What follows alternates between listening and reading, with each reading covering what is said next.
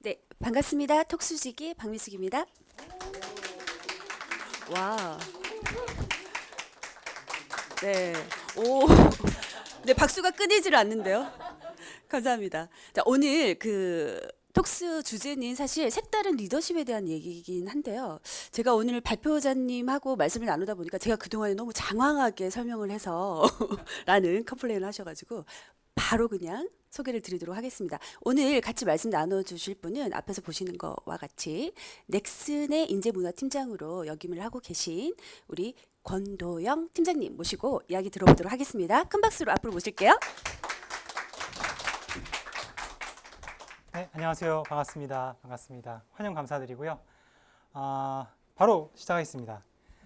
제목이 좀 웃기죠. 로봇 같던 팀장 사람답게 만든 회의법인데 제 얘기입니다. 제 얘기고요.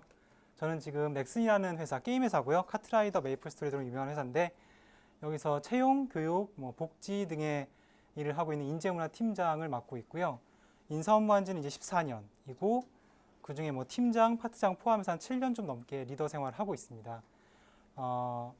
저희 팀원들이 저를 좀 로봇이라고 부르기도 하고 저희 전 직장에서는 로봇캅이라는 식으로 얘기를 했는데요. 저희 회사는 일단 소개를 드리자면 현재 150개국 이상에서 150종의 게임을 서비스하고 있는 글로벌 게임 회사고 이런 식으로 입고 출근을 해도 이상하지 않은 회사입니다. 따뜻해요. 제 자리고요. 서서 일하는 책상이고 스태프 갖다 놓고 실제로 이렇게 일을 하기도 합니다. 좀 개인의 자유를 존중하는 회사고요. 이런 회사에서 리더십을 발휘하는 게 참 힘들더라고요. 되게 다양한 의견을 취합해야 되고 성향도 분석을 해보면 정말 다양한 분들이 계십니다, 사내에. 저희 팀원이 이제 16명인데 이 친구들하고 이제 일을 하다 보니까는 로봇 같은 사람이 리더십을 발휘하는 게 힘들더라고요. 그래서 제 발표 내용은 리더의 괴로움부터 시작해서 3년 6개월간의 변화, 그리고 그 변화를 이끌기 위해서 어떤 요소가 필요한지에 대한 설명을 보시면 되겠습니다. 저희 팀원이 그려준 캐리커처인데요. 저예요. 이런 스타일의 사람입니다. 내향적이고 말수도 적고 딱 보면은 좀 이게 로봇 같죠. 딱 느낌이 옵니다. 이런 사람이 뭔가 좀 카리스마도 발휘하면서 요즘에 감성지향적 리더십이 되게 유행한다는데 어떻게 리더십을 발휘할까 고민되는 일입니다. 실제로 많이 실패를 하기도 했고요. 2006년의 모습입니다. 딱 보기에 좀 4가지가 많이 부족해 보이는 그런 모습이고요. 2012년의 모습입니다. 좀 변화가 있나요? 근데 사실 리더십이라는 게 다들 아시지만 정답이라는 게 없어요. 그죠? 그럴 수밖에 없는 게 전부 다르잖아요. 업종 특성부터 해서 전부 다릅니다. 정답이 없는데 어떻게 하면 좋을까? 강의도 많이 듣고 책도 보고 하는데 애초에 성향이 안 맞잖아요. 일반적으로 리더라고 사는 사람한테 좀 따뜻하게 좀 챙기고 잘 웃어주면서 격려하고 동기부여 다 아는데 근데 공통적으로 나오는 게 있죠. 직장인 스트레스의 주요 원인은 직장 상사입니다. 상사가 항상 스트레스죠. 근데 또 따지고 보면 말이죠. 리더나 팀장, 실장, 본부장도 그 위에 상사가 있습니다. 다 그렇죠. 심지어는 CEO도 주주, 투자자들의 눈치를 봐야 되고요. 그래서 리더도 맨정신을 못하는 것 같습니다. 힘들어요. 히어로들도 히어로 삶도 되게 힘들잖아요. 그죠? 힘듭니다. 근데 리더들에게 히어로 같은 걸 원해요. 사람들은. 아시죠? 더 많은 권한이 있습니다. 사람도 뽑을 수 있고 평가도 하고 하지만 책임도 크죠. 기회도 많습니다. 리더가 되면 연봉도 올라갈 거고 하지만 업무도 많아요. 저도 지금 되게 일에 깔려있는데 연말인데 휴가도 쓰고 싶고 보면은 항상 저희 팀원도 일찍 가요. 저만 마지막에 남아 있어요. 옆에 있는 팀장이랑 같이 저녁 먹고 왜 우린 이러고 있을까요? 제가 좋아하는 이제 히어로 무비에 이런 말이 나옵니다. 큰 힘은 큰 책임이 따른다. 근데 이게 만화나 영화에만 나오는 말이 아니고 좀 알아보니까 성경에 이제 루카 복음서에도 나오고 18세기 계몽주의학자인 볼테르가 실제로 이런 말을 했더라고요. 그러니까 다들 비슷한 것 같아요. 큰 힘은 큰 책임이 따르고 그만큼 뭔가를 해야 하고 그렇습니다. 하지만 힘들어요. 그만큼. 기대하는 게 크죠. 왜 우리 상사는 존경할 만한 점이 없을까? 왜 우리 상사는 공감할 만한 점이 없을까? 그런 얘기들을 합니다. 게다가 팀장이 되니까 느끼는 건데요. 칭찬해주는 사람이 극단적으로 적어요. 일단 일하다 보면 다들 밥 먹으러 가 있고 카톡으로 어디들 가 있나요? 그러면 저 자리 있는데 뭐 오세요라든가, 뭐 회의 중이신 줄 알았어요라든가, 혹은 뭐 팀장이 없는 카톡방이 따로 만들어진다든가, 네, 그럴 수 있죠. 주로 안주가 되기도 하고요.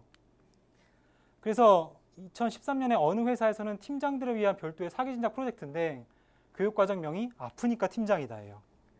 아프니까 청춘이 나도 요즘 신나게 네, 안 좋은 얘기를 듣고 있는데 아프니까 팀장이다. 네, 많이들 공감을 하는 것 같습니다. 사실 당연해요. 왜냐하면 팀원에서 팀장이 되는 순간 보는 시선이 달라집니다. 기대 역할도 달라지고요. 팀원일 때는 너무 좋았어요. 그냥 내 실무만 하면 되니까. 근데 팀장이 되면 다른 사람을 통해서 일을 해야 되더라고요. 근데 그걸 누가 안 가르쳐줘요. 네. 우리 회사에서 뭐 미션 가치관 뭐 이런 거 있어요라고 하지만 그 회사 조직에 맞는 그 특성에 맞는 뭐가 좋은지, 뭐 지휘관식인지, 뭐 지휘자식인지, 아니면 이렇게 인솔해야 되는 건지, 같이 가야 되는 건지 앞에서 이끌어야 되는지 모르겠어요. 게다가 최근에 나온 결과를 보면은 이게 하버드에서 마이크 와킨스가 발표한 뭐 90일, 초반 90일에 대한 그 리더가 되고 나서의 얘기인데 역할이 바뀌고 나면은 처음에는 역할에 적응하는 시간이 필요하니까 가치를 까먹죠. 손해가 발생합니다. 그리고 어느 순간 일이 익숙해져요. 하지만 이거 까먹은 것만큼 다시 해서 손익분기점이 발생하는 게 보통 6년 2개월이라고 합니다. 6개월 정도라고 합니다. 6.2개월 정도. 게다가 소통도 힘들어요. 저는 이렇게 얘기했는데 이렇게 들어요. 이렇게 해와요. 그럼 이렇게. 난 그걸 얘기하지 않았어. 그러면 똑바로 얘기 안 해줬다고 뭐라고 하고요. 그렇습니다. 되게 힘든 순간들이 오고요. 그래서 어떻게 할까 다양한 고민들을 해봤는데요. 그 중에서도 지금 여러 가지 고민들 중에 가장 효과가 있었던 걸 공유드리고자 합니다. 대화를 해보려고 했어요. 대화를. 근데 평소에 이런 사람이 갑자기 대화를 하려고 하니까 자기 일만 하던 사람이 이 에피소드 아주 기억하고 있는데 이랬어요. 제가 우리 차 한잔 할까요? 라고 했더니 저희 팀원이 제가 뭐 잘못했어요? 왜요? 이러는 거예요. 나는 그냥 차 한잔 하자고 했는데. 그래서 얼마나 내가 얘기를 안 했으면 그럴까 반성을 했습니다. 그리고 대화 기법을 좀 배우러 다녔어요. 근데 힘들더라고요. 안 하던 걸 하려고 하니까 사람이 갑자기 변하면 이제 그죠? 큰일이 생긴다고 하는데 뭐 이런 것도 했습니다. 규약 만들기, 그라운드 룰을 만들어 보기도 하고 주간 회의를 없애고 티타임을 하기도 하고 그랬는데 개인 면담이 제일 좋더라고요. 근데 개인 면담도 아까 같이 차 마시러 가자고 하면 좀 당황하니까 조금의 약간 룰을 정해봤어요. 게다가 저는 애초에 좀 공감력이 부족한 사람이니까 룰을 정하는 건 쉽더라고요. 생각보다 업무지향적이라 이렇게 룰을 정했습니다. 도란도란이에요. 이름이 저희는 얘기를 좀 편하게 개인 면담이고요. 2, 3주에 한 번이고 회의실에서 합니다. 차 마시면서 보통 안 하면 회의실에서 해요. 공식적인 면담이라고. 4가지 이야기 주제가 있습니다. HMF, 업무에 대한 이야기, 자기개발에 대한 얘기고요. 30분 내외예요. 근데 일반적으로 30분 내외인데 짧게는 10분이면 끝나고요. 길게는 1시간도 가요.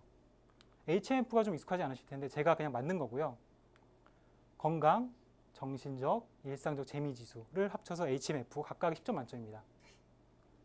웃기신데요. 이게 해보니까 재밌어요. 뭐 어떤 경우냐면 30점 만점에서 25점 이상이면은 별로 건드릴 게 없어요. 미팅도 금방 끝나요. 5분, 10분이면 끝나요. 근데 15점 이상이면요. 약간 좀 케어가 필요해요. 뭐가 좀 문제가 있는 거예요. 뭐 HP는 높은데 멘탈이 낮다든가 HP 뭐 멘탈 다 좋은데 펀이 낮다든가 뭐 그런 게 있는 거죠. 10점 미만은 상당히 위험해요. 이분들은 바로 휴가를 좀 보내주든가 업무 분장을 새로 해주든가 해야 되더라고요. 경험적으로. 사실 이게 제가 초반부터 이렇게 했던 건 아닌데 이게 계속 해가 지날수록 개선해온 거거든요. 그래서 이런 양식으로 합니다. 그래서 그날 HMF 지수가 어떻게 나타났고 왜 그런지 업무는 어땠고 지난번에 비해서 뭐가 나아졌다고 스스로 느끼고 있는지 그리고 내가 어떤 피드백을 줬는지를 다 기록합니다. 그래서 이거를 구글에 정리하고 있고요. 통상 해보니까 한 6명까지는 1년에 한 뭐 16번에서 18번 정도 미팅이 가능하고요. 성과평가 면담을 제외하고 지금 16명으로 좀 늘다 보니까 지금은 저희가 한 연에 한 10번 정도가 되는 것 같아요. 근데 이걸 했더니 신뢰가 단단해지고요. 팀워크랑 리더십이 좋아지더라고요. 그냥 주간회의 하는 거랑 비교할 수가 없어요. 주간회의 하면 솔직히 남들이 발표하고 있으면 나는 다음 차례 무슨 얘기하지? 이를 생각하고 있다가 내 발표하고 나면 회의 끝나고 뭐 하지? 이를 생각하단 말이죠. 안 듣더라고요. 혹은 회식을 가면 누구를 위한 회식인가? 그죠? 잔 뭐 서로 주고받고 간담회를 하면은 말 안 하잖아요. 그죠? 서로 무슨 잘못 말했다가 어떻게 될까 싶어서. 근데 개인 면담을 하니까 평소에 듣지 못한 얘기를 많이 듣게 되고요. 또 제가 로봇 같다고 생각했던 사람들이 의외로 따뜻하구나를 느끼게 되더라고요. 근데 넘어야 될 벽이 있습니다. 첫 번째 벽은 이거예요. 오글오글해요. 네, 개인 면담으로 회의실에서 단둘이 이런 얘기를 한다는 게 되게 오글되더라고요. 그리고 처음에는 이래요. 홍길동 씨 꿈이 뭐예요? 그럼 저는 인사 전문가입니다. 라고 해서 인사팀이니까 왠지 그래야 될 것 같잖아요, 말을. 근데 몇 달 지나고 나니까 전 사실은 꿈이요 바리스타예요. 저는요 요리사가 되고 싶었어요. 저는요 해외에서 뭔가를 하고 싶었어요. 그래서 그런 경우에는 그러면 넌 요리사가 꿈이면 그런 거에 대한 일을 좀 해볼래? 복지 쪽으로? 아니면 업무적으로? 근데 많이 좀 동기부여 되더라고요. 실제 재밌게 일을 하고 시키지 않아도 밤늦게까지 일을 하고 되게 좋은 성과를 내요.